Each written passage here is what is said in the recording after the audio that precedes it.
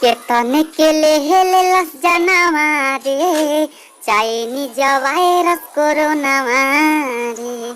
केतने के ले लस जनावा रे चाइनीज वायरस कोरोना रे।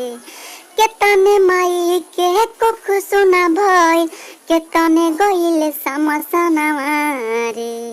केतने के ले लस जनावा रे चाइनीज वायरस कोरोना। केतने माई के गोद सुना भइल केतने बहिन के घर उजर गइल।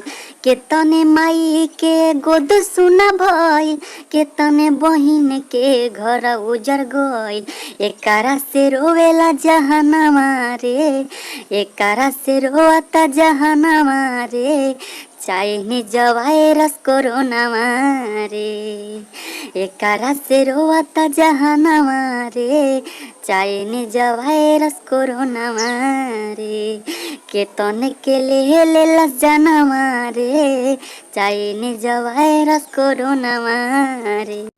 धरती पाई के कैलस तबाही एकरा से बच के रही है भाई।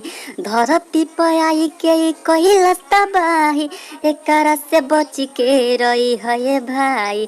सोनू अमर जीत लिखे गाना रे रजत राज गावे गाना रे चाइनीज वायरस कोरोना रे।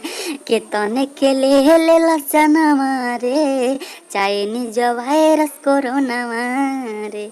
जय हिंद, वंदे मातरम, बाय बाय। तब तक के लिए धन्यवाद। हेलो दोस्तों, अगर वीडियो पसंद आया हो तो कर दे लाइक और हमारे चैनल पर अगर आप पहली बार आए हैं तो हमारे चैनल को कर दे सब्सक्राइब और घंटी के बटन को दबाना ना भूले। धन्यवाद। तब तक के लिए बाय बाय। फिर मिलेंगे अगले वीडियो में।